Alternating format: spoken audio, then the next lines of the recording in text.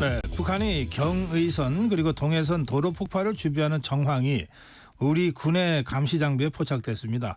실제 폭발을 감행할 가능성도 있어서 우리 군도 경계 태세를 강화한 상태입니다. 정치권에서는 이 북한 동향을 어떻게 보고 있는지 국방위 소속 더불어민주당 김병주 최고위원 모시고 말씀 듣겠습니다. 의원님 어서 오십시오. 네, 안녕하세요. 네. 이게 지금 북한이 갑자기 그 사진을 공개하면서 평양 상공에 남측 무인기가 세 차례 왔다 갔다 지금 이렇게 그 주장을 하면서 이제 한 번 더 그러면은 경고 없이 뭐 공격하겠다 지금 이렇게까지 가 있습니다. 이 북한의 최근 동향을 그 의원님 어떻게 보고 계십니까? 네, 지금 이러한 북한의 행태에 대해서 일단 좀 아주 강력히 규탄을 먼저 합니다. 북한은 지금 도발 수위를 계속 높여왔잖아요. 네.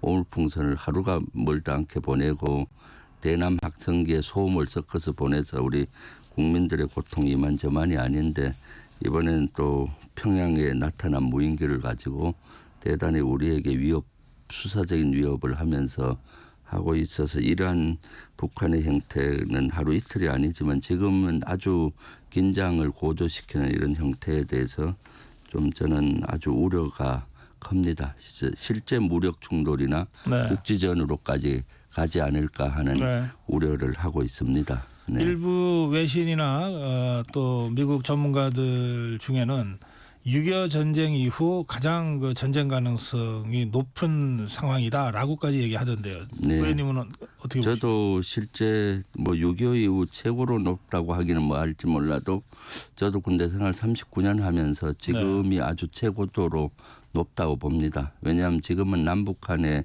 통신선도 다 단절이 됐기 때문에 사소한 오해가 무력 충돌이나 국제전으로 갈 수 있습니다. 네. 예전에는 통신선이 될 때는 바로 연결해서 이거는 이렇다 오해다 이런 걸 풀 수가 있는데 지금은 그러한 수단조차 없어지고요. 계속 강대강으로 치닫고 있지 않습니까? 네. 그러다 보면은 사소한 우발적인 충돌이 국지전으로 가고 확전으로 이렇게 될 수 있는 개연성이 많기 때문에 지금은 아주 신중히 위기 관리를 해야 될 때다라고 보입니다. 남북 간의 모든 통신선이 지금 차단된 상태입니까? 네. 유엔과 북한군의 한라인은 아직 있는 것 같은데. 한라인은 있긴 하는데 그건 통상 팩스를 같은 걸 보내면은 거기서 응하지 않고 있거든요. 그러니까 그것도 실질적으로는 단절이 됐다고 봐야 되겠죠. 그렇군요. 네.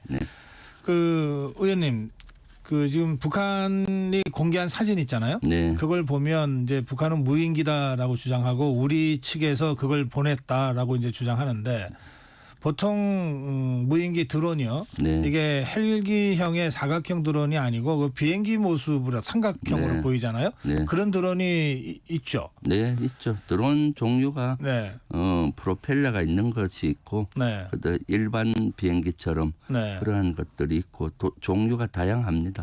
근데 우리 군이 가지고 있는 그런 비행기형 드론 이거가 뭐 최대 한 200km 정도 날아갈 수 있다 그러더라고요. 아니 그거는 뭐 크기와 엔진 그런 거에 따라 얼마든지 다릅니다. 다릅니까? 그러면 우리 측에서 평양 상공까지 보냈다가 다시 돌아오게 회수하는 것까지도 가능합니까? 네, 그렇죠. 종류에 따라 다르고요. 북한도 벌써 7년 전인가요? 저기 전에 조악한 무인기였지만 북한이 보낸 것이 성주 사드 기지에 사진을 찍고 복귀하다가 인제에서 떨어진 일이 있었잖아요. 그러니까 사실 그때 뭐 그 북한 그 당시 무인기가 아주 조악했습니다. 실제 뭐 그 당시 중국에서 한 500만 에서 1000만이면 살 수 있을 정도의 그 무인기였는데 성주까지 갔다가 어쨌든 갔다 왔다는 된다. 예, 그렇죠. 네. 그러니까 실제 한 200km 정도 갔다 오는 거는 그런 무인기는 지금 시중에서도 구입하기가 많습니다. 근데 우리가 보통 드론 그러면은 이제 그 리모컨으로 조종하잖아요. 그걸로는 거기까지 갔다 올 수는 없고요. 주로 GPS 방식으로 미리 세팅을 하죠. 경로를. 그런 방식으로 통상합니다. 그러면 지금 이제 우리 정부의 공식 입장, 군의 공식 입장은 이제 이른바 NCND거든요. 확인해 줄 수 없다는데 의원님 이게 도대체 하여튼 이 사진에는 평양 상공에 떠 있는 걸로 북한이 주장을 하니까 그렇다 치고 그럼 이게 어디서 온 걸까요? 글쎄요, 그것이 이제 조금 시간이 지나면 밝혀지리라고 봅니다. 네. 일단 그 당일날 군에 확인을 했더니 군은 아닌 것 같았어요. 예. 왜냐하면 그 당시 고위급들도 우왕좌왕했었고 합참에서도 그 여러 루트로 확인했으니까 그날 대단히 당황하는 모습이었어요. 그래요. 예. 그러다 보니까 김용현 국방부 장관도 법사위에서 최초에는 군이 아니다라고 얘기했다가 네. 나중에 그 확인해 줄 수 없다로 답변이 바뀌었잖아요. 그런데 네. 처음에는 군이 아니었는데 혹시 민간이나 어떤 다른 기관에서 했을 수도 있고 네. 또 북한이 자작극일 수도 있고 여러 가지 가능성인데 군은 아니다 하고 만약에 민간에서 무인기를 보낸 것이 확인이 됐다 하면은 우리의 정보 능력도 노출이 되는 겁니다. 아하, 예. 그래서 아마 확인해 줄 수 없다라고 전략적 모호성을 한 것 같고요. 예. 이러한 전략적 모호성은 초기에 하루나 이틀은 가능하다고 봐요, 저는. 네. 그런데 계속할 수는 없습니다.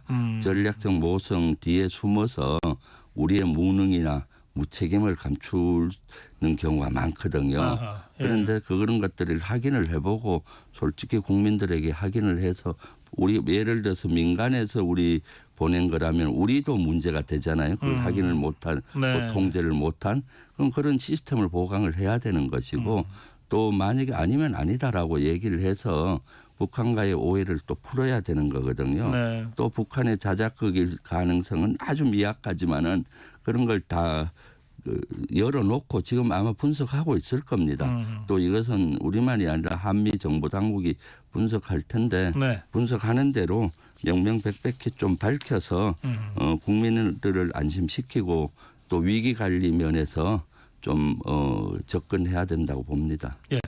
지금 북한이 이제 이 사건을 빌미로 연일 군사 그 도발 강도를 높여가고 네. 있는데 그래서 어제 그저께는 그 전방에 8개 포병 여단의 이 사격 준비 태세를 갖춰라 이런 이제 공식 지시가 네. 내려왔다고 또 자기들이 밝혔잖아요. 네. 지금 북한이 취하고 있는 이 조치는 어떤 수준의 조치입니까? 대단히 강도가 높죠. 뭐 김여정이 부부장이 여러 가지 강도 높게 우리를 비난하고 또 했지 않습니까? 네. 어저께만 해도 뭐라고 했습니까? 실제 대한민국이 무모한 도발을 하면은 비참한 종말을 하겠다 이렇게 했기 때문에 그 북한 군부에서는 당연히 네. 화력 대기 태세를 유지하고 했을 겁니다. 또 우리 군도 맞대응 차원에서 사실은 그때 바로 경계 태세를 강화하고 네. 화력 대기 태세를 강화해서 우리 포병들도 대기 태세를 유지하고 서로 비슷한 지금 수준의 그런 네. 상황이라는 거죠? 네, 비슷한 수준에 가 있는 거거든요. 이럴 네. 때 사실은 일촉즉발의 어떤 무력 충돌 가능성이 있어요. 예를 들어서 민간에서 오물 전단을 네. 탈북단체 보내면 북한이 바로 거기에 대해서 맞대응 사격을 할 수 있고 예. 그럼 그러한 것들이 또 무력 충돌로 이어질 수가 있는 거거든요. 예. 그래서 지금 심히 우려가 되고 해서 우리 당에서도 국가안보 점검단을 만들어서 네. 그대로 둬선 안 되겠다. 우리 또 좀 더 위기관리 측면에서 적극 대응해야 되겠다 해서 어저께 국가위기관리단도 발족을 하고 했습니다. 이런 상황이면은 이제 우리를 겨냥한 그 북한의 해안포, 장사정포 이런 것들도 다 포문을 지금 열고 있는 상태라고 봐야 됩니다. 네, 그렇죠. 사실 그 화력 대기 태세를 유지한다는 거는 네. 여차하면 한 5분에서 10분 내로 사격할 수 있는 태세를 유지하기 때문에 포병에 있는 인원들은 포상 가까이에서 다 네. 대기를 하고요. 우리도 마찬가지입니다. 포상에 대기하든가 포상에서 근접한 생활관이나 예. 휴식 공간에서 퇴근 못하고 대기하거든요. 거의 5분 대기하듯이 네, 전군이 네. 그런 상태라는 거죠. 포병들이. 예. 자, 그럴 경우에요. 이제 뭐 그게 이제 의원님 이제 걱정하시는 대로 우연한 무슨 실수가 에스컬레이션이 돼서 네. 전쟁으로 확산될 수도 있고 또는 뭐 김정은의 지시에 의해서 시작될 수도 있는데 우리가 먼저 쏠 일은 없을 거라고 보고요. 저쪽이 쐈을 때 이제 우리가 반격할 때 그때 북한의 해안포나 장사정포나 이런 일련의 우리 수도권을 겨냥한 이런 것들을 괴멸시킬 능력은 우리가 갖고 있습니까?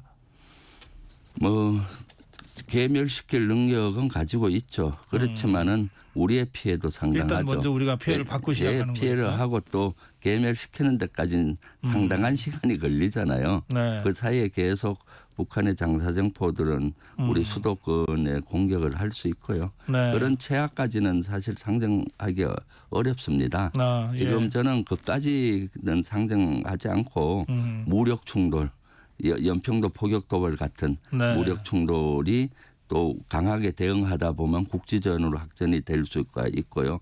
그런 것까지는 상정해 볼 수 있다라고 보이는데 예. 그런 것들이 또 서로 자존심 싸움으로 맞대응하다 보면은 이제 전쟁으로까지 갈 수 있는 네. 그런 확률은 낮지만 개연성이 있기 때문에 우리는 사실 안보가 조금이라도 먼저 무너지면은 경제가 무너지는 구조입니다. 네. 그래서 지금 윤 정권에서 좀 위기 관리를 했으면 좋겠어요.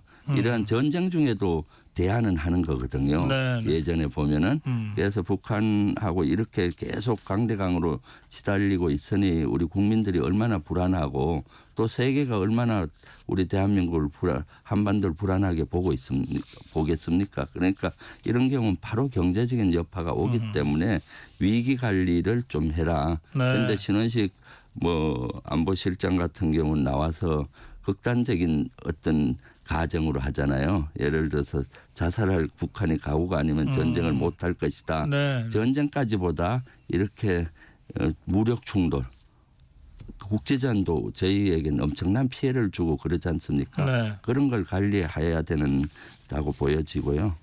그래서 지금 윤 정권은 실제 좀 대북 정책을 이제는 전환할 때가 됐다. 이대로 그대로 두면 국민적 피해는 고스란히 국민들에게 오지 않습니까? 지금 강화도나 접정 지역 주민들은 진짜로 고통을 많이 겪습니다. 그 대남 학생기 방송이 한 60에서 한 90데시벨인데 네. 계속 그런 소음에 시달리고 잠도 못 자고 그런데 지금 정부는 속수무책으로 그냥 손을 놓고 있고요. 오물풍선이 지금 서울 상공도 수시로 오잖아요. 네. 사실 그것이 만약에 고속도로에 떨어진다든가 김포나 그 영종도 상공에서 비행기가 충돌된다면 대형 사고로도 이어질 수 있는데 지금 손 놓고 있는 네. 격이잖아요. 이래서는 안 되는 거죠. 북한은 뭐 사실 예전부터 사실 우리가 끊임없이 도발해 왔지 않습니까? 그러면서도 북한과의 우리의 대비태세를 강화하면서도 어떤 위기 관리를 해서 평화를 만드는 노력을 우리가 해야 되는 겁니다. 네. 저희 의원님 지역구가 경기도 남양주시인데요. 거기도 이제 그 서울 북쪽 아닙니까? 네. 거기도 그러면은 이제 이 쓰레기 풍선이라든지 또는 그 확성기는 안 들릴 것 같아요. 네, 확성기까지는 안 들리는데요. 네. 예. 그럼 피해가 있습니까? 오물풍선은 사실 전국 단위로 다 떨어지고 있잖아요. 네. 피해가 지금 남양주 을에는 피해가 보고되진 않았는데 김포나 파주에서 이미 화재가 났었고요. 그래서 한 3억 정도의 피해가 일어나고 있고 네. 물리적인 이런 피해가 일어나고 있잖아요. 그렇죠. 그런데 지금은 그 정도지만은 오물풍선도 점점 진화 발전하고 있습니다. 이제는 GPS까지 장착한 것이 발견되고 있어서 그러면 오물풍선을 자기들이 원하는 지역에 터뜨릴 수가 있어지는 거고 아하, 예. 계속 북한은 그런 데이터를 축적하면서 진화 발전시켜서 저는 오물풍선 이런 것들이 새로운 도발의 한 형태다. 아하. 그래서 여기에 대해서 지금 정부가 손 놓지 말고 좀 매뉴얼도 좀 단계별로 네. 세분화해서 좀 해라. 이거는 초기부터 했습니다.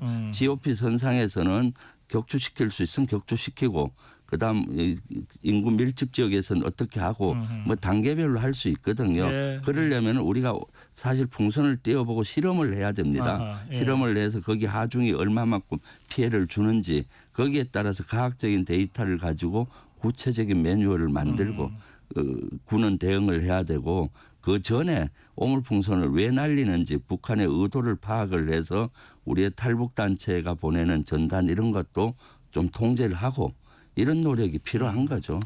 예, 그 의원님 말씀하시니까 그동안 북한이 이제 그 부양시켜서 우리 쪽에 내려보낸 풍선이 한 6천여 개 된다 그러던데. 네, 네. 그중에 말씀하신 대로 최근에는 GPS를 네. 단 것들도 확인이 됩니다. 전부는 아니지만. 네.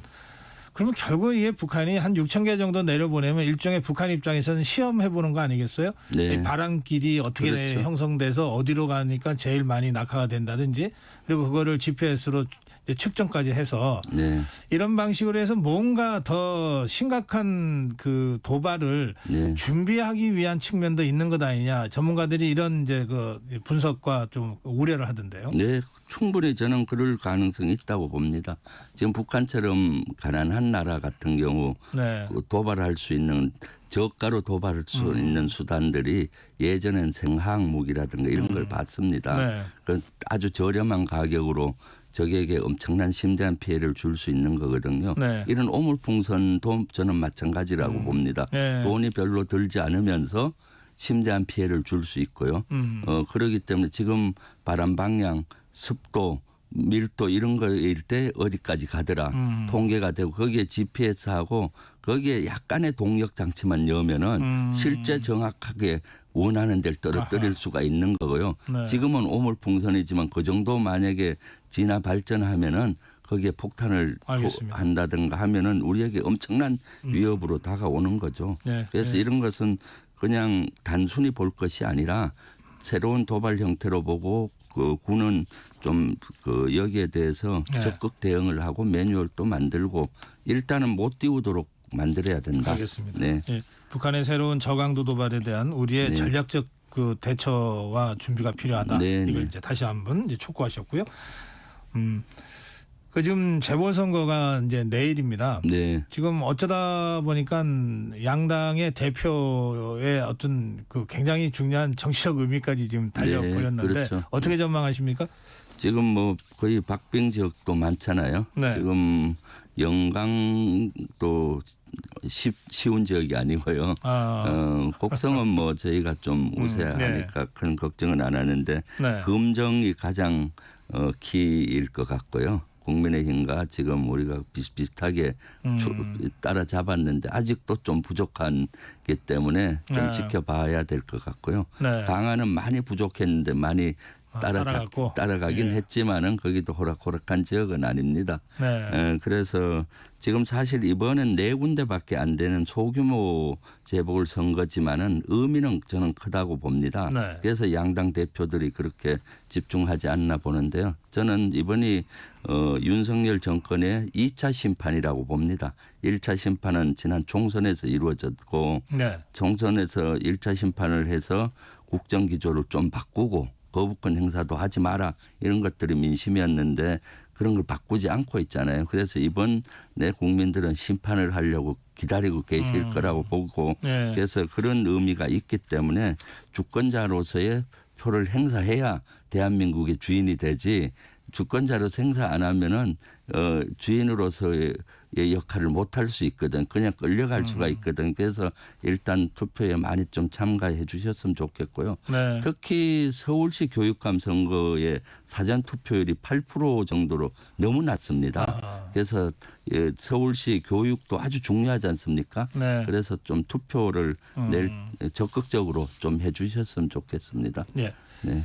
그 역시 이제 국민의힘과 더불어민주당이 정면 대결하는 것은 금정구청 같습니다. 네, 네. 금정구청장 선거. 여기 뭐 흔히 1희 1비 그러는데 진짜 1희 1비인 것 같아요. 네. 우선 야권 입장에서는 후보 단일화가 성사돼서 1, 2희 했다가 네. 막판에 김영배 의원의 그 막말 파문 때문에 지금 1비하고 있는 그런 상태인 것 네. 같은데 그 마지막까지 분위기를 잘 모르겠다는 말씀들 많이 하시더라고요. 네, 그렇죠. 선거는 뭐 실제 결과를 오픈돼야 알잖아요. 네. 그래서 지금 많이 거기가 원래 보수세가 센 지역입니다. 그래서 김경지 우리 후보가 아주 네. 경쟁력이 있고 열심히 하고 해서 지금 거의 따라잡은 상태로 보이는데 네. 그래도 조금 부족합니다. 그래서 좀 더 윤석열 정권 심판 그리고 금정구의 발전을 위해서 저는 김경지 후보가 아주 대단한 능력을 가진 후보로 보기 때문에 네. 좀 적극 투표를 해 주셨으면 좋겠습니다. 네. 네. 그런가 하면 지금 여권에서는 재보궐선거 후에 윤석열 대통령과 한동훈 대표가 만난다고 이제 보도가 되고 있는데요. 대통령실에서는 이게 뭐 면담이라고 표현하는 것 같고요. 한동훈 대표 쪽에서는 독대라고 지금 표현하고 있는 것 같습니다만 뭐 그 만남을 앞두고 뭐 긴거리 라인을 뭐 쇄신해야 된다. 대통령실 인사쇄신까지 한동훈 대표와 그쪽 인사들이 지금 공개적으로 언론을 통해서 주장하고 있는 이런 상황입니다. 여권 내부 상황이긴 하지만 의원님 어떻게 보시는지요?